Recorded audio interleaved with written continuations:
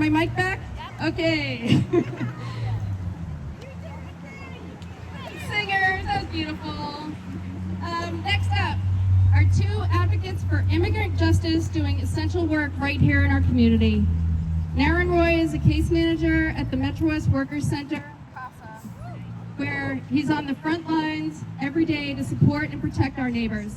He's also the glue between LUCE and CASA, helping ensure that workers across the region are connected, supported, and empowered.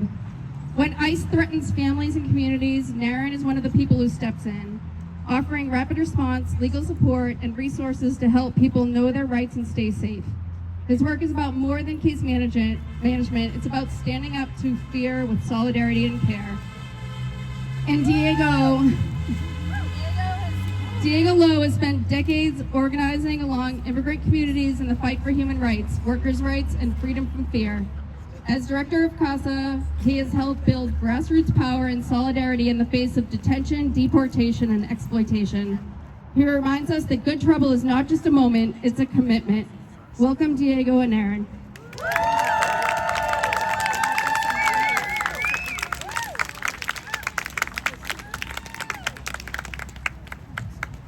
So this isn't what I'm best at, and I'll try to share something that from what we see as we meet with families of detained every morning as they show up in our offices, here and in Milford as well. I think it's really important to just kind of keep the basic bones of this clear as we can. And they're taking the legal status away from people. There are people who came here with status who are having that stripped from them. And not only that, but they're then being made automatically ineligible for bond. So, for instance, our friend who was severely injured, had major surgery to reconstruct his leg after a vehicle accident. He was the victim of a drunk driver. He was picked up, still on crutches. He's been a month and a half probably in 3 different detention centers they've sent him to. And we cannot bond him out because he came in under CBP 1. He came in legally. So that's a relatively smaller category of the huge categories of people who came in with parole, who came in with legal status, who's having it stripped away, and who are then being held, who will not be able to fight their deportation in all practical terms, the great number of them, because they're not going to be able to. You can't fight it from detention. You know, the human cost of spending months and months and months in some of these detention facilities is extraordinary. We had, just the folks who are saying, I can last another few days. That's all. After that, I need to ask for deportation. You know, the water's not running in the toilets in our room. That kind of thing. So, it's the couple who've been here 20 years, a Milford couple who have been deported back to Ecuador, leaving a whole family here, including 2 teenage kids, who are now being raised by other relatives because because their parents didn't have status. That's what I think we need to know, is that and we have every reason to assume that it's only going to, the next 6 months ain't going to be any easier than these first 6 months in terms of what additional is coming at us. They want to make it impossible for anyone who entered illegally who didn't have a visa or whatever to be eligible for bond. I'm going to pass it on to except to say to you folks, these people are part of our community. They're the ones who are serving us food when we go out to eat. They're the ones who are painting our porches. They're the ones who are the backbone of residential construction. And they're our neighbors. They're our kids' friends, and they deserve better than this.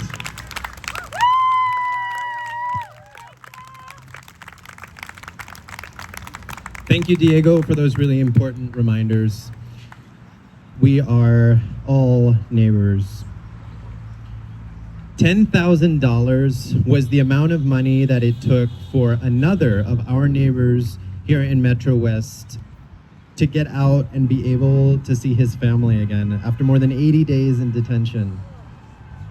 This really ugly truth harkens back to the first kind of weeks in which Metro West was facing a barrage of masked men, most especially in the communities, out not in the name of safety, but spreading fear.